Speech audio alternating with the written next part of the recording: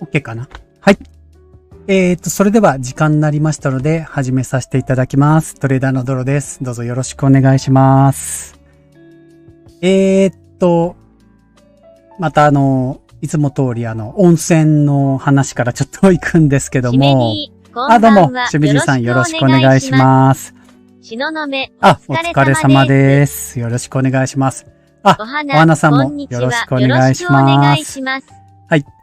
今日はですね、作戦会議っていうか、っていうことで、ちょっとざっくばらんにいろいろ、年末のね、カウントダウンライブをちょっとやることにしまして、その時何をやったらいいかなっていうのをちょっといろいろご相談できればと思っております。で、ちょっと最初に僕もずっとサウナが好きなので、この温泉の話からちょっと行くんですが、12月10日に、豊田市の方のおいでんの湯が、リニューアルしまして。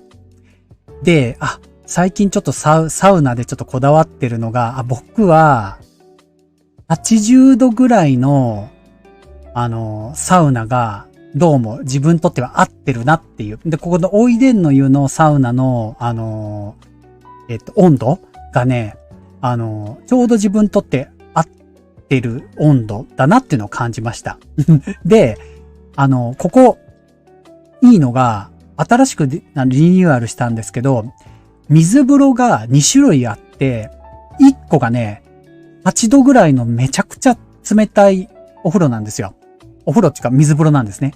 一つは13度、4度かなぐらいで、いつもどこでもある水風呂なんですけど、もう一個が8度ぐらいで、今日ちょっと昼間、行ってみたんですけど、30秒ぐらい水風呂入ると、もう痺れてきますね。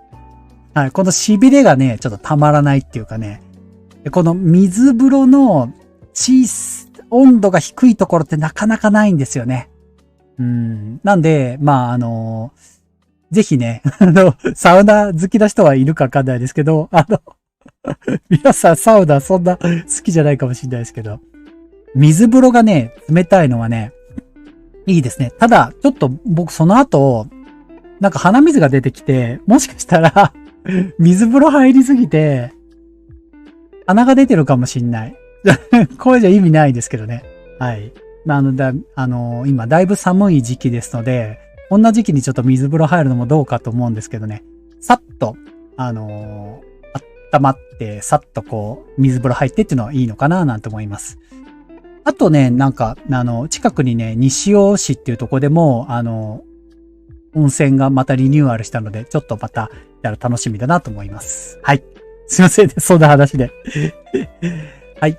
それではですね、もう早速なんです。今日もちょっとすいません、雑談的な感じになりますけど、参方どうでしょうかね。今日はですね、これですね。もう、雑談じゃないですけど、カウントダウンライブですけどね。いろいろ考えてですね、この年末年始、というか、年末年始って皆さんどうします？なんか忙しくないんですか？忙しいですよね。12月31日の11時から、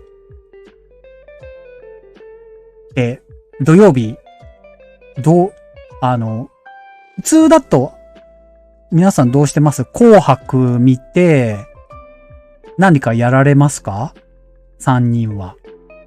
先にそれ、聞きますけど、どうですか？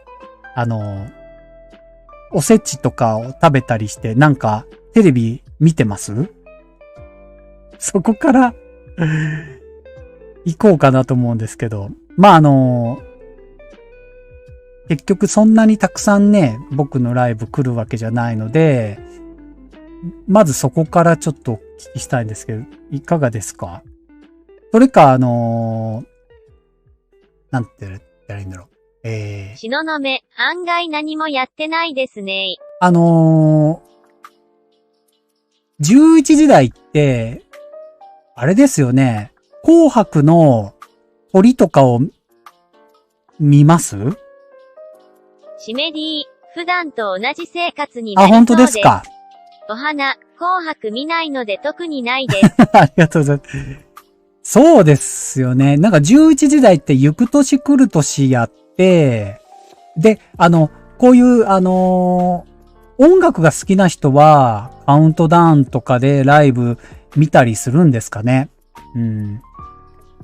じゃあ、せっかくなので、どういうことをやっていこうかなっていうふうにちょっと思ってるんですけど、で、一応僕予定前言ったように、九州の方は、このカウントダウンライブを、やって、で、寝て、起きたら、1日の昼間、どっか起きたら、出発して、TikTok かなんかでまた出発して始めて、TikTok ライブでずーっとこうやって行って、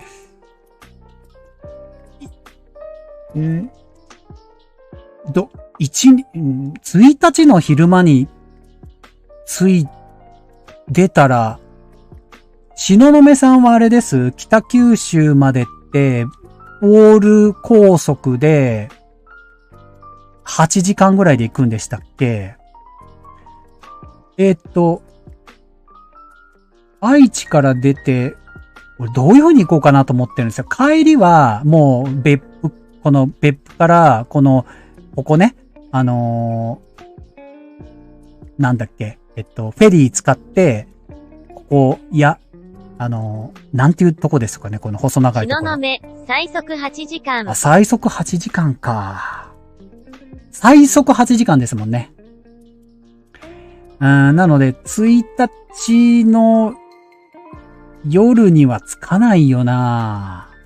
1日の夜はどっか車中泊ですよね。車中泊かどっか広島あたりで泊まった方がいいのかな。2日3日。で、まあ僕はね、4日の夜中には帰りたいか、5日の、もしかしたら昼間にも仕事が入りそうなので、家庭教師か何かが。なので、1泊、なんだ？どれぐらいで行けるのかな？とにかく1、2、3、4の夜中に帰ってくりゃいいやと思ってて。で、1月の5日が、木曜日なので、シメディ、佐田岬という名前みたいです。佐田岬。これ？ちょっとでかくしていいですか？こっち側かな？ここね。これね。はい。そうですよね。なので、どうしようかな。まあ、だから5日のライブは、帰ってくるライブはできると思うので、まあ、いいですね。なので、まず、この、カウントダウンライブを、どれだけのことをやろうかなっていう話なんですけども、はい。僕こっからだから、普段だったら1時間ぐらいじゃないですか。でも、皆さんが寝ちゃったら終了にしますか？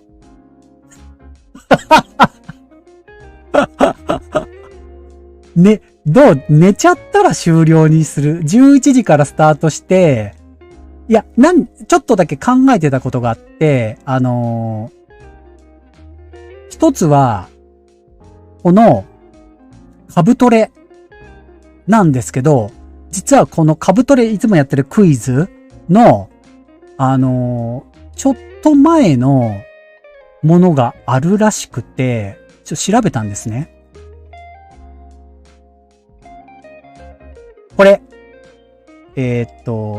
株式投資トレーニングと、株の実践トレーニングってこう2冊の本が、どうやら、この株トレの前にあったクイズ？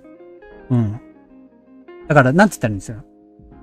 皆さんで、エンドレスで眠くなったらやめるっていうクイズをずーっとやってるのもどうかなって。だから僕ずっとこれライブだとこれ僕はずっとバーッと喋っててもね、参加型みたいにしようかなと思ってるんですけど、ただ、ほら、例えば東雲さんが、こうずっと、車の中で聞いてるっていうだけだったら、参加型にするのか、なんて言うんでしょう。こう、あるじゃないですか。聞いてる方が楽みたいな。なので、どうかなと思ってて、このクイズ系のものをやってくのがいいのか、こういうお金大全あるじゃないですか。お金の話っていうのをテーマごとに喋ってくのがいいのか。こういうの眠くなったりしますよね。面白いっちゃ面白いかもしれないですけど。あとは、せっかくなので、チャートを見て、2020年の上がった株とか下がった株とかを、いつもの分析ありますよね。あれを、もうできるだけ多く、チャートを見て、こう、パフォーマンスとかをこう分析する。いや、これでも年末、東雲、ゾロさんが眠くなるんじゃ。いや、僕ね、12月31日もう年末ライブを、カウントダウンやるんだったら昼間ちょっと寝ますよ。で、準備して、クイズをできるように、準備は全然できます。あとは、投資の教科書で、この間しめじさんとやった、第1章のやつ、今日も第2章のやつできればやろうかなと思ってたんですけど、終了テストなんか、やっぱりライブって参加型の方が楽しいかなと思ってるんで、なんかこういうクイズ形式みたいなのをやっていったらいいかな。ほんでもう眠くなったらみんな誰かいなくなったら終了みたいな。どう思いますか？それか、結構僕の方がベラベラ喋ってた方がいいです？まずそこですよね。どう思いますか？なんか、参加型の、株トレのこのね、これをどんどん、やっていくかどうかとか、ですけど。花さんとかどうですか？はい。バトルロイヤルじゃないですけど。で、僕的には、3時間ぐらいできればもう、十分っていうか3時間、3時間できればいいんじゃないかなと思っているんですけど。2時くらいで、まあでもほら、皆さんがこれでもう12時過ぎでもう眠いって言って、明けましておめでとうございます、おやすみなさいって言ったらそれで、終わろうかなと思ってるんですけど。シメディ、いつものように12時過ぎたら眠くなりそう。そうですよね。そうですよね。そうそう。だから、例えば、3人のうちみんな、誰もいなくなっておやすみなさいってなったら、はい、じゃあ終わりましょうねって言って終わってもいいかなって思ってて、ネタは用意できるんですけど、ねえ。という風に、今、まあネタはあるんですけど、いくらネタがあってもね、つまんなきゃったらしょうがないなとし、な感じ。こういう、どっちかですね。休みだと朝まで起きれますよ。東雲さん朝ま、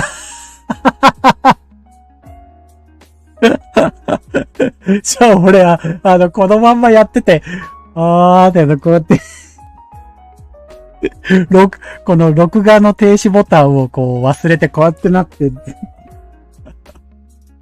これ寝てるライブってあるんですかね？クイズの方が眠くならないけど、1、時までかな。まあそうですよね。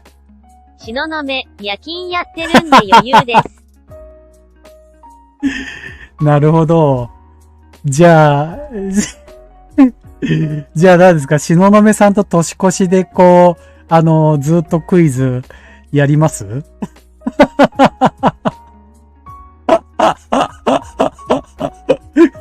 笑なんか、バトルロイヤルみたいになりますよね、これ。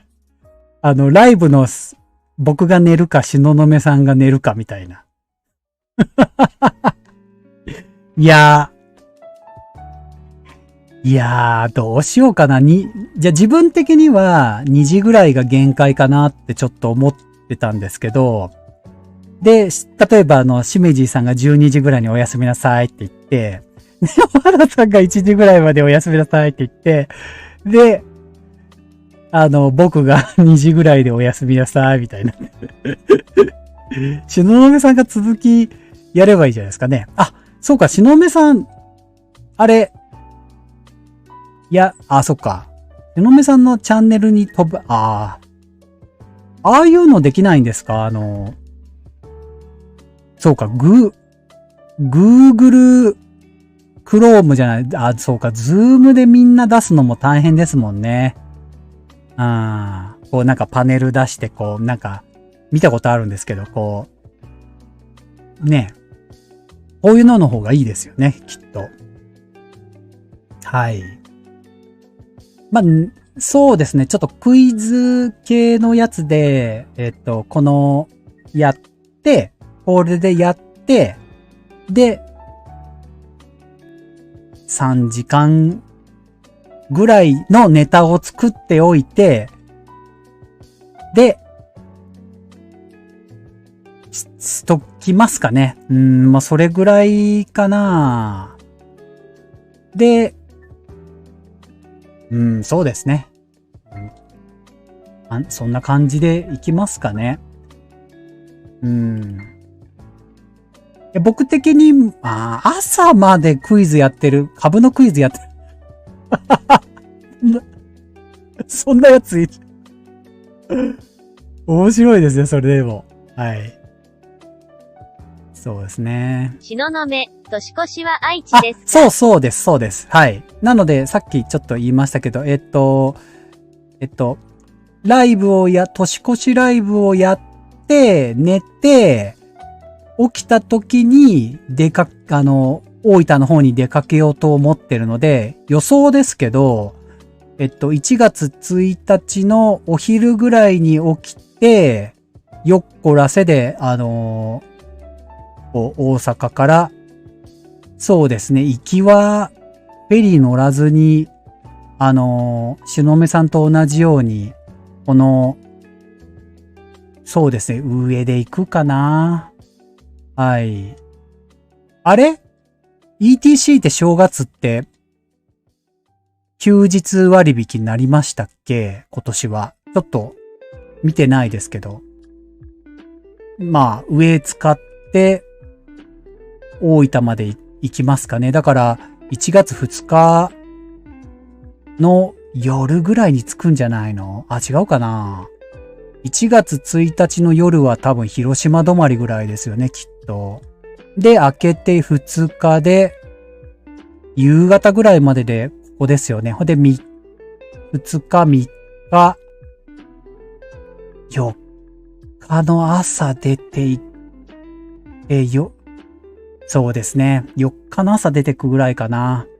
まだ泊まるとこも何にも決めてないですね。ただまあ、なんとかなるだろうなと思ってるので。はい。そんな感じですね。はい。じゃあ、また、いましたけど、1月1日の、すいません。12月31日の11時から、まあ、2時ぐらいまででやって、クイズ大会的な感じで、しのめさんと2人になって、僕が寝ますって感じで3時間ぐらいやってみようかなと思いますけど、お花さん、本当眠くなったらもう寝てくださいね。そんなはい、一回ちょっと、それぐらいで試して、ネタ的には用意して、みようかなと思いますけどね。うん。最近そうですね、ちょっと。東雲、内容は流動的で W。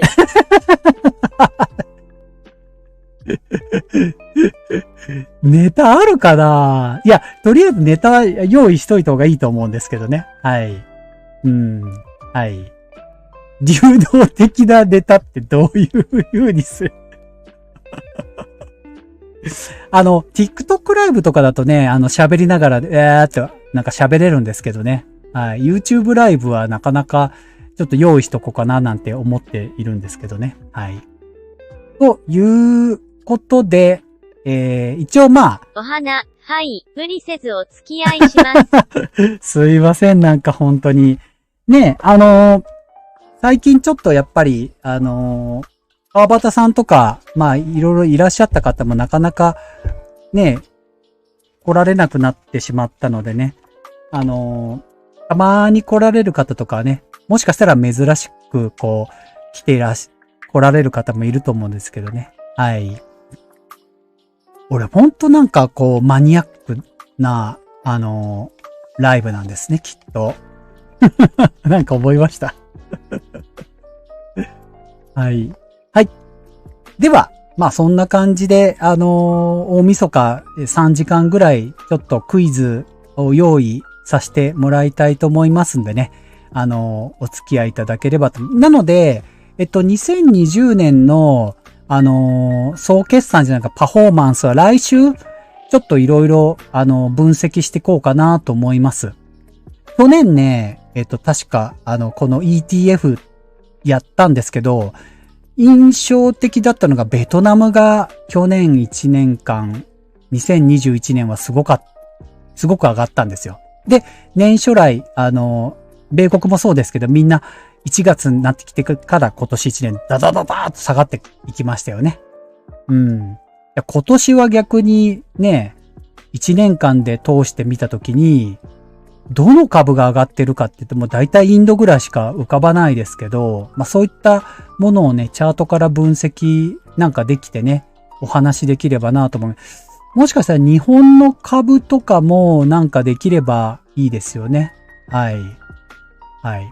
まあ、1年のチャートを振り返るっていうのもありかなと思ってたの。来週あたりね、ちょっとやっていけたらなと思います。で、今年は本当にあれでしたよね。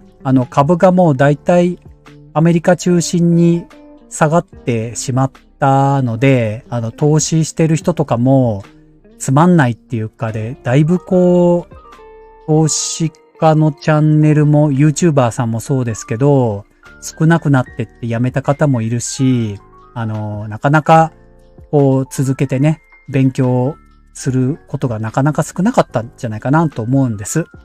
うん。まあでも僕もこれ雑談系なので、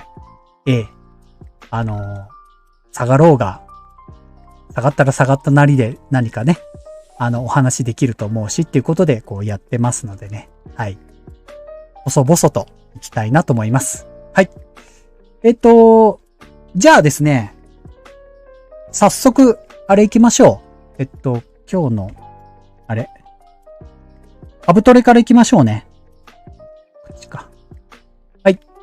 今日の株トレから参りますよ。チャートの方はまた、今日、様子見て分析していきます。いきます。もう32番です。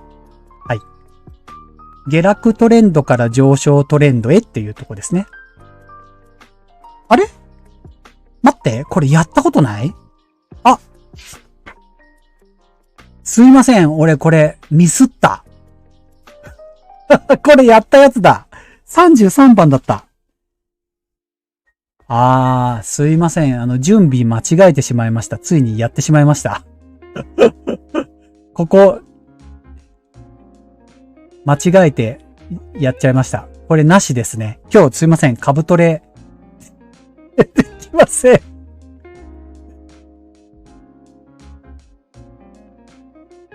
はい。まあ、いつもあるハプニングでございます。見覚えがありますね。すいません。32番。写真で間違えました。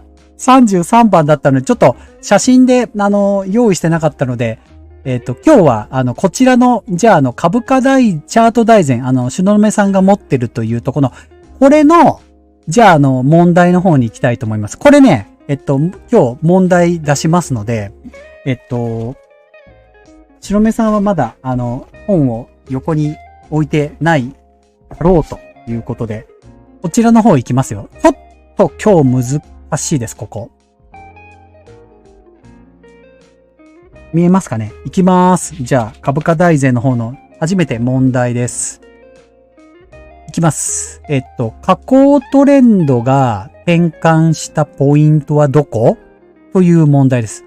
このローソク足を見てもらって、下降トレンドが転換したポイントはどこですか？底打ちの材料は何かなっていうところです。チャートの方はサイバートラスト4498の日足になります。ちょっと下にヒントがあるので、ちょっと読んでいきますね。今回どこですからね。買うか買わないかじゃなくて、どこら辺を見ていけばいいかってことですね。これチャート見えますかね？いいですか？ちょっと読みますよ。2本のローソク足の特徴的なパターンが発生してますっていうことですね。2本のローソク足の組み合わせを使った売買サインについて振り返ってみましょう。上の図は2021年4月に新規上場したサイバートラスト4498の日足チャートで上昇数日後続いた下落トレンドから底打ち、後半にかけて上昇しています。この時、2本のローソク足の組み合わせの特徴的なパターンが発生しているのですが、仮に5月、以降に上昇トレンドの反転を想定して買う場合、何を判断材料にすればいいか考えてみましょう。ちょっと難しいですよ。はい。ポイントはどこを見ますか？なんか、うまく言えますか？皆さんどうですか？ここら辺とかでもいいですよ。今日はちょっと難しい言い方してますけど。見えますか？どうでしょうか？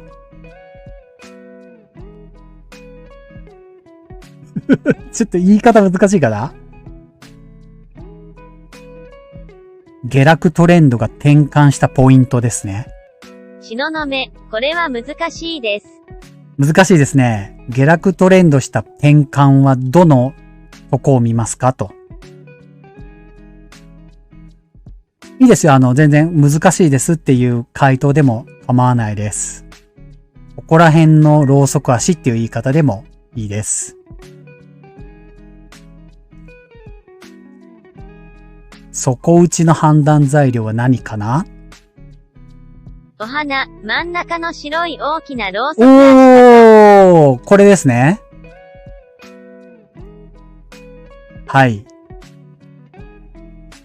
しめじさんはいかがでしょうか？その間ちょっと、今日はまったりしてるところがあるので、ちょっと、あれなんだっけ？飲みます。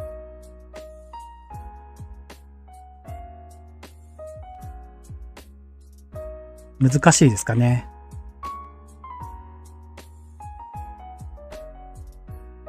シメディ、3本並んでいるの白いローソク足くらいですかね。3本並んでいる白、じゃあ、お花さんと同じかな？ここのことですかね。ここって言い方おかしいですけど、この黒、白、黒のとこですかね。いいですかね。じゃあ、3人一応バッと出てきたので、じゃあ答えからまず見ていきますよ。ドン。見えますかね？シメディ、白3本のところです。白3本のとこでしたね。はい。しののめ、下髭とか説明読んでもわからなかったんで。なるほど、そうだったんですね。はい。こここですね。答えの方が、はい、もう見てね。なるほど。下髭がついていて、ほぼ安値が同じだということで、一応、ポイントはお花さんの言っているところが正解だったですけど、実は、これ難しかったですけど、これですね。毛抜き底って言うんですね。これ難しいですね。毛抜き底は一旦トレンド転換を示すということで、こうね。東雲、これよく記憶してます。はい。難しいですね。じゃあちょっと読みますね。正解はこの毛抜き底っていうらしいです。で、毛抜き底は2本のろうそくを見ると、どちらとも下に、髭がついており、安値がほとんど同じ価格帯になっています。毛抜き底は下降トレンドから反転を示します。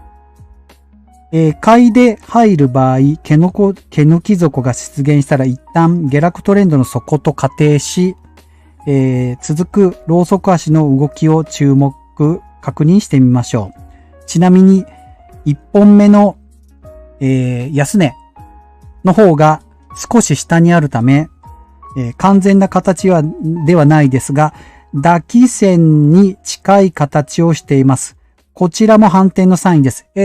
実はですね、今の毛抜き底は難しいんですけど、お花さんが言っていたこの白い転換の抱き線、ここも転換のポイントとして見ていいよということなので、十分これでも実践で黒と白のこの転換でも、まあ見てもいいんじゃないかっていうことですね。この下のこの髭は難しいですよね、これは。はい。毛抜き底なんてね。これ難しいと思います。あれ、どうだったんだろう。ちょっとこの毛抜き底で、この間のベトナムのチャート見ていいです？あれ、毛抜き底だったかな？ちょっといいですか？ちょっと、実際のチャート見てみますね。週足にして、日足にして、ベトナムを出します。週足でいいや。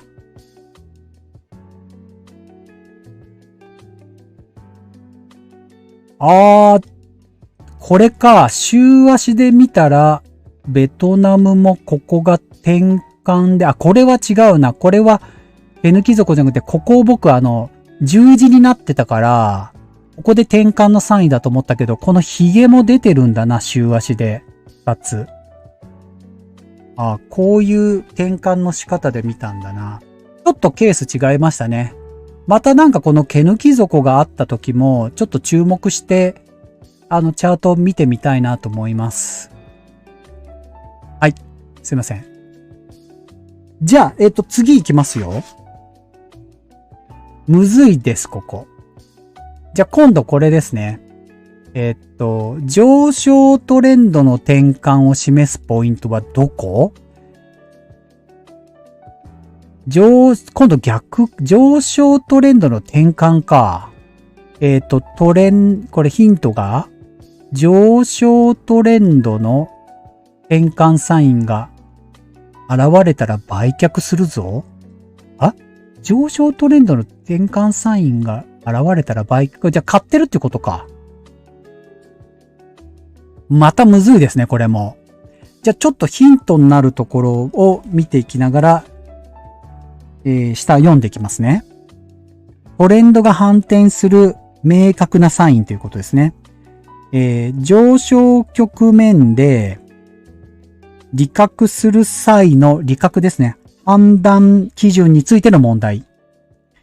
上の図は野村マイクロサイエンス、6254の日足チャートで、前半から中盤を通して上昇トレンドが継続し、12月末以降は下落トレンドに反転しています。ちょうどいいですね。この12月以降下落トレンドに反転。ここですね。この黒がいっぱい出てるところ。ここからも下落トレンドに反転してると。ここまでのとこは上昇トレンドだとここまでがこれで下落したということですね。11月の時点で、この銘柄を買ったと。11月、ここですね。11月時点で、この銘柄を買ったと仮定して、このチャート上のどこを利益確定の目安にすればよいでしょうか。チャートの中盤以降、上昇トレンドが終了する明確なサインが出ているので、探してください。ということで、また難しいですけど、多分、ヒゲは難しいので、実践でもいいんじゃないですか？どこで利確をしますからしいです。さあ、これはむずいですね。チャートの方が見えますか？ちょっと、あれかな？下にした方がいいかな？はい。いや、これ難しかったら難しいで全然いいですからね。はい。僕的にはもうここしかない。これもヒゲも今のさっきの問題と似てるんだったらきっと。シメディ7分の12くらいの黒かな。そうですよね。ここですよね。そう思いますよね。大陰線がここで出ていて、この大陰線面白いのは、ちょっと見えるかわかんないですけど、ヒゲが上にも下にも出ててます。揃ってますね。で、しかも、次が、ハラミ線？実線でハラミも出てるので、ここで上がってますけどね。まあこれも僕もっていうか僕はここの黒と白のところですね。ここでもう考えたいですね。ここは。これ難しいのでね。皆さんも自分だったら買ってるのはここですね。11月って書いてありますね。はい。お花、14分の12あたりの黒かな。これ？このピンバーか。ピンバーって言わないか。これなんて言うんだ？この上に実線があってこの下髭を伸ばしているこれ。これで言ったら最高ですね。確かに。ピンバーが出てます。ピンバー？ハンマーバー。これなんて言うんだこれ。ここね。この黒。この白。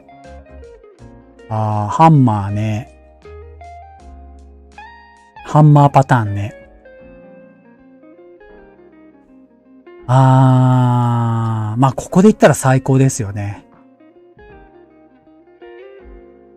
ちのめさんはもう答え知っちゃってるんでしたっけ？読んじゃってるからあれか。もう、理由も分かっちゃってるかな。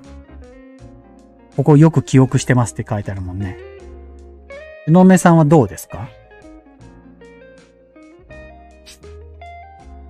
しののめ、知ってます。じゃあ、答えいきますか。はい。いきましょう。ドン。二つ？二つあった。ちょっと読みますね。これ見えますかね？もうちょっと下ぐらいがいいかな。しののめ、名前がインパクト。首吊り線って言うんだ。ハンマーじゃなくて。日本語だと首吊り線ですね。正解で矢印を示した2箇所です。前者は直前の、陽線が大陰線に包まれる抱き線で、反発を示すサインとして考えることができます。はい。後者は上髭の全くない下髭陰線。そうそう、カラカサっていうのか、これ。カラカサの形ね、首吊り線ね。ハンマーの方がいいですよね。はい。首吊り線となり、下方向へ反転を示す売りサインとして考えられます。だからこれ、両方正解ってことですよね。はい。ここの実線の抱き線を見てもいいし、こっちの首吊り線で見てもいいということですね。まあ、どっちも利益確定できるポイントだっていうことですね。はい。だから、二人とも正解っていうことでいいんじゃないですかね、これ。はい。前者の抱き線は、次のロウソク足が大陽線のため、これね。利益は少し悩みますが、首吊り線は、これね、明確な反転サインとなります。ということでしたね。ハンマー見ろということですね。はい。ハンマーね。なかなかこの頂点のハンマーって出にくくないです？あるかな？ちょっと待ってくださいね。じゃあ、ここで、実際のチャートでハンマーが出てるところ。ベトナム、ちょっと待ってくださいね。ナスダックとか出てるかな？ウォッチリストでナスダック100の、冷やし。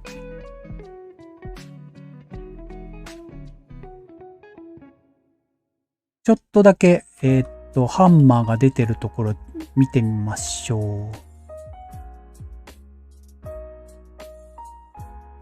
う。ナスダックの反転のハンマーが冷やしで出ているところは、ここ十字ですね。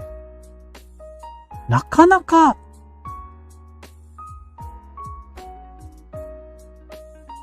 ないですよね。頂点のハンマーってなかなか見ないですよね。こういうなんていうのかな、抱き線みたいなのは、変換サインでよく見るんですけど、ハンマーはなかなか。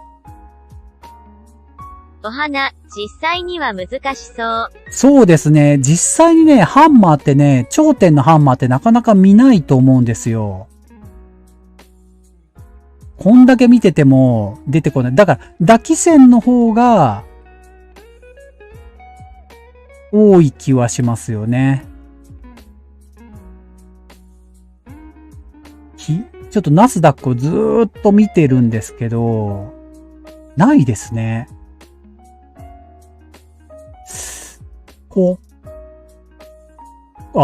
ダメですね。ないね。なかなか、ここか。ないですね。ナスダックでもう1年ぐらい今見てますけど、冷やしで。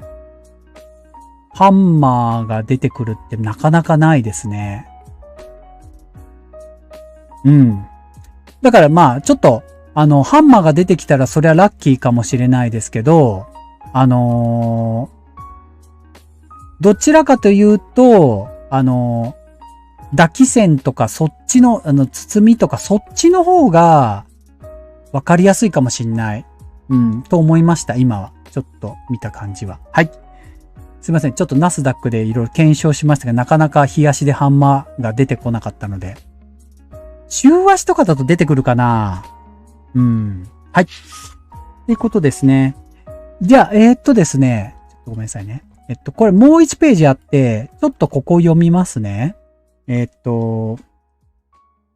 この、GMO インターネットっていうところのタグリ線、抱き線についてだけお話をちょっとします。難しいですけどね。はい。ここまでロウソク足の単体、もしくは2本足の、2本の組み合わせで、主に反転やトレンド転換を、ポイントを探る分析方法を紹介してきました。実際の相場では複数のサインが重なることもよくあります。下の図、この図は、GMO インターネットの冷やしチャートですけど、四角でくくったところ、これですね。はい。は、一つ目は、直前、下降トレンドの最後に出た長い下髭の陰線、タグリ線。はい。それから、その後は、ろうそく足2本を合わせて抱き線という形になっていて、これが買いのサインになってるよというらしいです。はい。だからこれ結局、ここを見て、この3本も見て、手繰り線と抱き線見て買いのサインだって買うので、まあ、本当に、様子見ながらじゃないとわからないですよね、ここ。うん。と思いました。抱き線、下の方にちょっと書いてある。抱き線で明確に反転が意識されるということで、手繰り線は、下降トレンドを示して、底を示していますと。はい。抱き線は反転のサインになります。つまり、一度、手繰り線で、底打ちのサインが出て、さらに、その後、抱き線で転換、反転が意識された場面と考えられますと。それぞれの単体で出た場合は、そろそろ転換が意識されるかな、程度に認識されますが、複数の、サインが重なったときは精度が高くなるので注意しておきましょう。いやー、これをね、まずは僕思うんですけど、前もちょっと話しましたけど、実践髭のとこ難しいので、実践で、抱き線が出て転換してる黒と白の、で、大きい白が出た時っていうのは絶対注目ですよね。下がった時の大きい白が出た後でもういいと思います。本当にこの、転換した時の黒、白、白って出た場合は、これは大きいですね。だから実践でまず見ていくといいかなと思うんですね。髭はね、下が揃ってるからっていうのはね、むずいと思います。はい。そこまでね、見れるかっていうとなかなか気づかないし、髭当たり前にいっぱい出てるから、髭が揃ってるっていうのはなかなかね、難しいなと思いますよ。はい。はい。という、ここちょっと難しいです。この、株価チャート大全ですが、次第4章で、皆さんもよく聞く、逆田五法三尊天井とか、逆三尊とか言うじゃないですか。あれについて、また、第4章お話ししていきたいなと思います。徐々に難しくなってきてますけど、できないこととかもあっても全然いいと思うんで、まあ本当に楽しくね、見ていただけたらいいかなって思います。はい。すいませんね、株トレの方ができない。じゃあ、どうしましょう。はい。あれ行きますか？あれ行きますか？今日、あれ。ちのめさんもやったことないやつ。やったかな？投資の教科書の、第2章。これですね。投資の教科書のテスト。金融商品の3大要素。ペイオフ、財形貯蓄、定期預金、ネット定期、個人向け国債、外貨貯金、為替リスク、外貨建て MFF。これ確か、あれ、お花さんもそうですけど、僕も第2章ここ苦手だなぁと思ってるところなので、ここのテストをして、違っていたところとかわからないところは、ここを復習するっていうことで、テストからやっていくっていうことで。じゃあ、すいません。これ、丸×ですので、読んできますので、ちょっと皆さん、丸×をちょっとどっかで控えといてもらうかなんか、書いてもらうと嬉しいです。いきますよ。今日クイズばっかりだよね。年末みたいな感じですね。いきます。終了テスト。次の文が正しければ丸、誤りなら×と答えてください。次の、ページ、右のページを隠して、答えですね。解いてみてください。さあ、いきます。1番。金融商品には投資信託のように、収益性を持ちながら高い安全性、流動性も兼ね備えているものが存在する。もう一回読みますね。金融商品には、投資信託のように高い収益性を保ちながら、高い安全性、流動性も兼ね備えているものが存在する。丸か×かですね。ちょっと僕もテキスト書きますね。はい。次行きますね。2番。定期預金口座を開設している金融機関が万が一破綻したとしても、定期預金保険制度によって元本は全額保護される。なるほど。はい。もう一回読みます。2番。定期預金口座を開設している金融機関が万が一破綻したとしても、預金保険制度によって元本は全額保護される。丸か×か。これは、ちょっと知ってるかもですね。はい。次行きますよ。3番。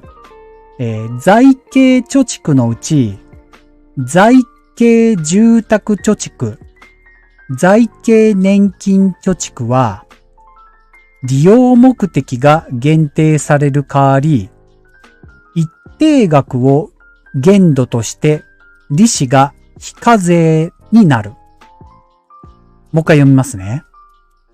財形貯蓄のうち、財形住宅貯蓄、財形年金貯蓄は、利用目的が限定される代わりに、一定額を限度として、利子が非課税となる。丸か×か。むずいな、俺これ。多分、こっちかな？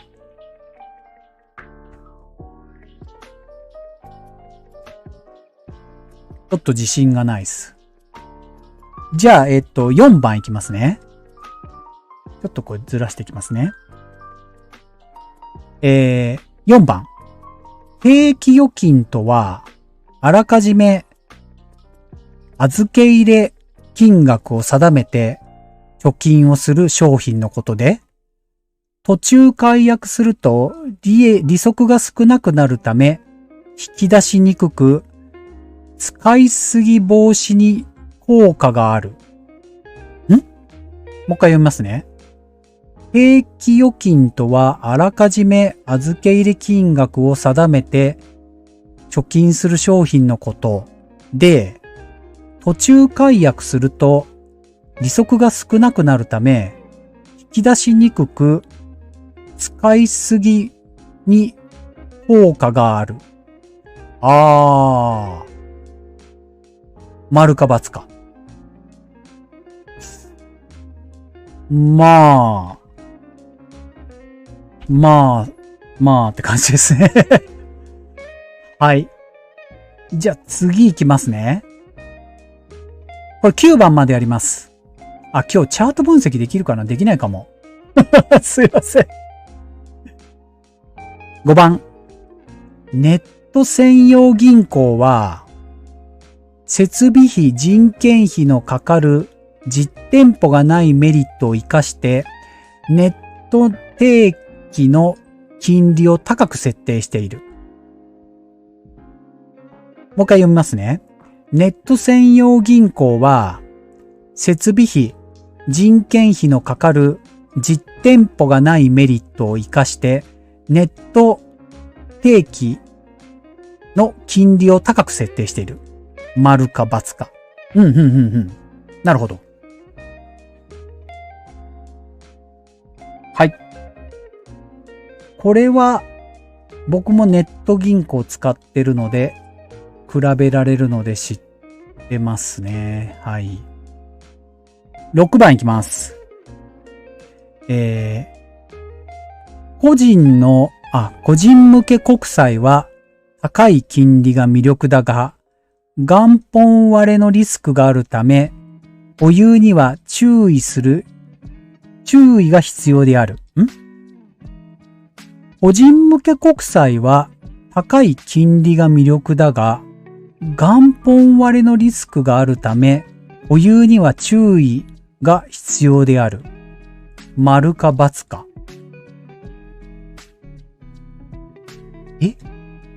元本割れリスク？個人向け国債？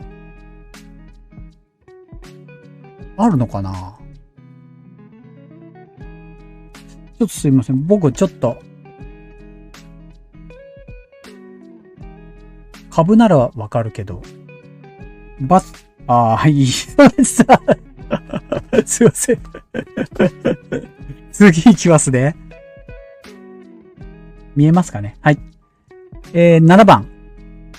外貨貯金は、円貯金よりも、円預金ね。ごめんなさい。外貨預金は円預金よりも金利が高い場合が多いが、為替相場の変動によって外貨の価値が下がり、元本割れする為替リスクもある。もう一回見ます。外貨預金は円預金よりも金利が高い場合が多いが、為替相場の変動によって外貨の価値が下がり、元本割れする為替リスクもある。丸か×か。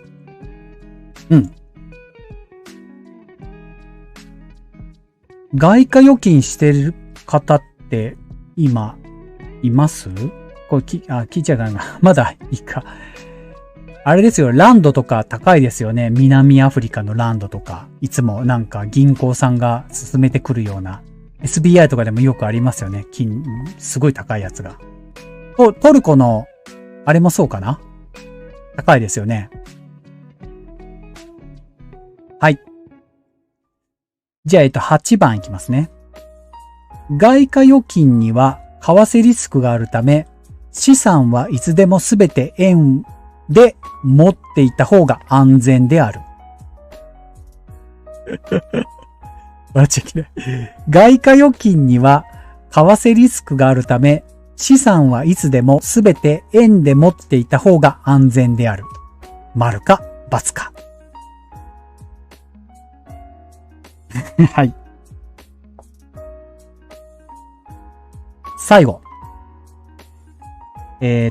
投資対象の信頼性が高く、為替手数料が低い外貨建て MMF のリスクといえば、為替リスクだけである。もう一回読みますね。投資対象の信頼性が高く、為替手数料が低い外貨建て MMF のリスクといえば、為替リスクだけである。1が ×2 が ×3 が ×4 が ×5 が ×6 が ×7 が ×8 が ×9 が ×。早かったですね。はい。ということで、9番まで終わりました。僕も僕も違ってるかもしれないですね。ちょっと怪しいのがあります。ここに入れてきますか。1、2、3、4。オンライン家庭教師泥兼業トレーダー戦略24。1、マルチプライ。2、マルチプライ。3、なんだマルチプライって。あれ、俺もこれ入れれないな。すいません。なんか入れにくいな。じゃあ僕言ってきますね、僕も。僕は1番×、2番×、3番丸、4番丸、5番丸、6番×、7番丸。しめじさんと一緒だ。一緒でした。すいません。皆さんどうでしょうかね？やられましたかね？はい。どうしましょう。これは、丸×は、僕ちょっと今なんかうまく入れれなくって、あれですけど、一応一緒でした。しゅのめさんとかお花さんはいかがでしたか？これ、入れれます？寝ちゃったかな？理由も入れた方がいいんですかね、これ。まあ、いっか。シメディ1から3までは表示されてますよ。表示されてます。1から3までは表示され、ごめんなさい。そうですね。そうそう。今入れてたんですけど、途中でなんか変な風になったので、4番から入れるのをやめちゃいました。すいません。見たらしめじさんと一緒でしたので。はい。あと理由とかも書きますか。いいか。どうしましょうね。そろそろ、答え合わせしてきますか。この間、しめじさんあれでしたよね。第1章全問正解でしたよね。はい。書き方難しいですもんね。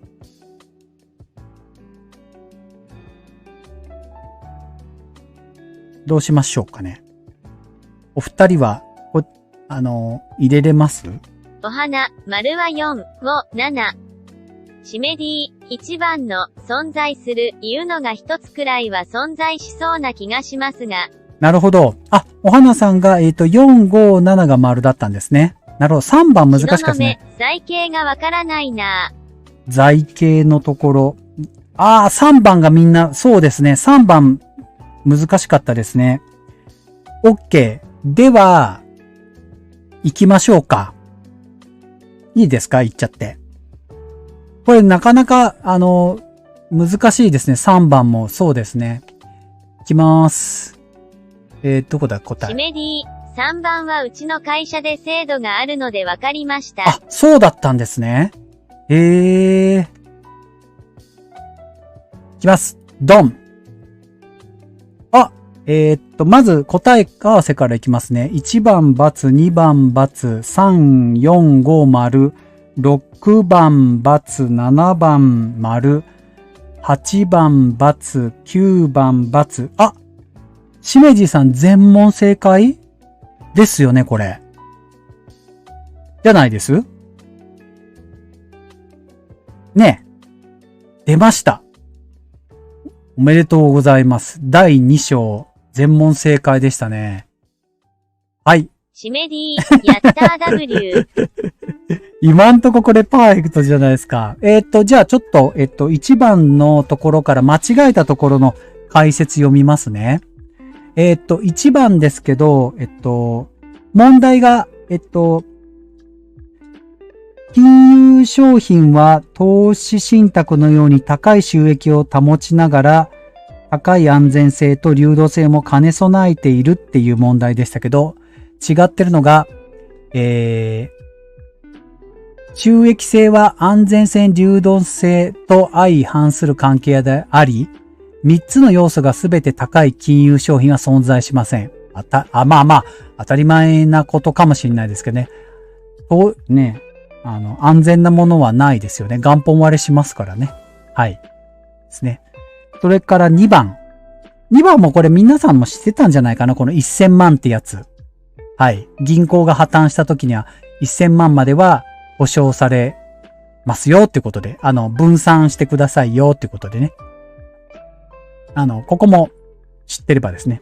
で、3番がやっぱ丸だったんですね。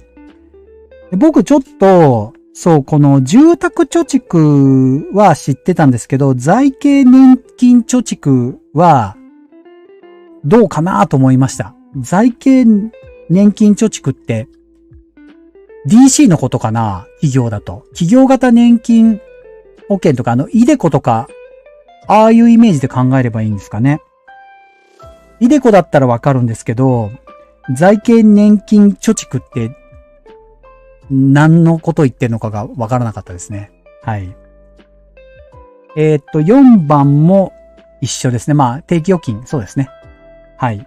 で、5番もネット保険。ネット型は、DC とは違います。財形の年金版やです。っぱ違うんですね、DC とは。あ、そうなんですね。ああ。財形年金貯蓄わかんなかったですね。はい。じゃあ、あれですね。これ3番の財形年金の制度だけちょっとまた復習しますか。せっかくなので。これ入れとこう。丸つけとこう。たまたま丸×でやってただけで知識ないですもんね。うん。はい。それで、5番がネット銀行については、僕、これも楽天銀行さんとかはね、金利 0.1% とか、SBI 証券もかなり高い金利出してますのでね、UFJ 銀行とかは 0.001% で全然桁が違いますのでね、これは知ってたかなと思いますけど。6番、個人向け国債は、それほど高金利でない代わりに、途中、換金しても、額面が全額戻ってくるため、元本のリスクがありません。そうですね。元本割りリスクはないですよね。ここは。高金利でないですよね。3% とか。はい。ですよね。まあでもアメリカの国債いいですよね。きっと今。だからもう今 YouTuber さんで日本の国債よりアメリカの国債とかを一応見てる人も多いかもしれないですよね。はい。次、7番。7番はいいのかな？外貨貯金ですね。円よりもってやつですね。ここもいいですね。はい。8番。はい。これは良くないです。すべての絵を持っていくことがいつまでも安全である。これ投資してる人だったらみんな、そうですね。円で貯金してるったら逆に今だったらインフレですので、価値も下がっていきますからね。はい。思います。うん。だからといって、じゃあどこの、ものを持ってるかっても、今だったらまあ、どうでしょうね。株とかを持ってね、ドル資産で持っていくことも大事だと思いますけどね。はい。9番は何これ？投資対象は信頼性が高くね。ああ、これ、為替リスク、そうか、外貨の MMF のことですね。為替リスクの他に商品価格の変動する価格変動リスクがあります。そうかそうか、これ、例えばアップルとかの外貨建て MMF とかそういうのもあるのかな？そういうことか。ちょっと僕、実はこの、9番の外貨建て MMF 自体、商品をあんまり知らないんですよね。だから、9番に関しては僕ももうちょっと勉強したいですね。3番と9番は僕勉強したいなと思います。はい。シメディ、個人向け国債はポスプラの固定投稿にしているので分かりました。そうなんですか。固定投稿にしている。そうなんですね。なるほど。はい。ちょっと僕も勉強不足だなと思うところは、この3番と9番がちょっと勉強不足だったので、次回ちょっとこの復習で、この、投資の教科書の、財形年金のことと、外貨建て MMF についてはちょっと確認させてください。はい。ありがとうございます。勉強になりました、僕もすごく。はい。ということ、今日すいません、俺、久々じゃないですか。チャートのことができなかったっていうか、このチャートのやつが、ちらっとだけ、今日アメリカどうなってるだけ見て終わりますね。今日どうなってますか？えらい下がってますよ。うわ！なんだこれ。何かあったの？半導体がめちゃくちゃ下がってるし、あれですね。米国金利がぐいっと上がってますよ。あれ？今日もう、なんか、あったのかな？ S&P が3800までまた落ちちゃいました。うわ、すごいですね、これ。為替はあ、為替はあんまり変動してない。株の要素がなんかありますね。という、今日はまたへんてこりんなアメリカ相場ですね。いやー。はい。ちょっと、これ、今日の SP500 見ますか？最後ね。ああ、俺の顔が真っ赤っかじゃないですか、また。そういえばなんか、あれですよね、テスラが、ツイッターの変なこと言ってましたね。CEO 辞めるか辞めないかとかって。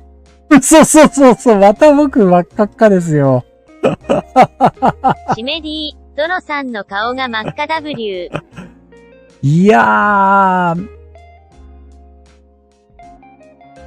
半導体がすごい落ちてますね。まあ、半導体は金利の関係と逆相関なのでわかりますけど、もう本当に、はい。ちょっと、あと世界の方見ていいです？今日の世界は中国はおとなしいですね。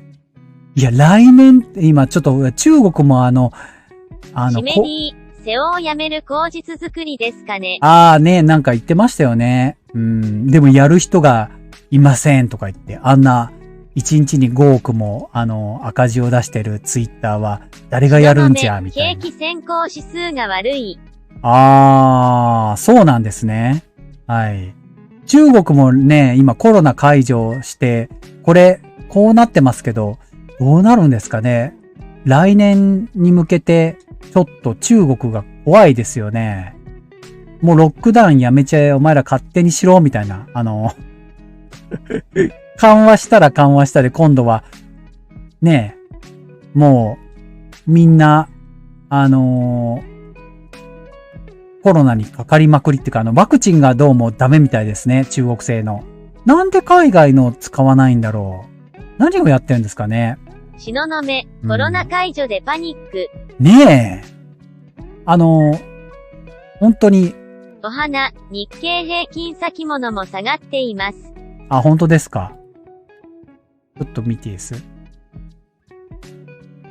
おー、CFD が26,000まで来てる。26,100ですよ。これ明日の日経のスタート来ますよ、また。ドーンって。よーい、ドーンって来ますね、これ。あー。26,100？ ちょっといいです？うわ！これ、あれですよ。日経のロングするところのこのとこ、25,695。ここ来たら、ロングみたいな。もうみんなすごいですね、ほんと日経は。面白いぐらいにこの28,400とこの25,000、ここのあたりでこう、うろうろしてますよね。これ割るかな？ 25,700 割るかな？年末に向けて株安って、ねえ。はい。ちょっと面白いですね。明日、日経どこまで下がるかですね。はい。という話で。はい。じゃあ、すいません。まあなんかこんな感じで終わってしまいましたけど、土曜日、またなんか、ネタ作ってやっていこうかなと思います。じゃあ年末についてはね、皆さん、ちょっとカウントダウン一緒に楽しんでいきましょう。なんかまた、こういうのやりたいなっていうのだったらまたコメントでもいいので、なんかくださいね。適当でやりますので、はい。よろしくお願いします。はい。じゃあ今日はこの辺で終わりますね。今日どうも、ありがとうございました。また土曜日ね、よろしくお願いいたします。お疲れ様でした。失礼いたします。シメディ、お疲れ様でした。ありがとうございました。東雲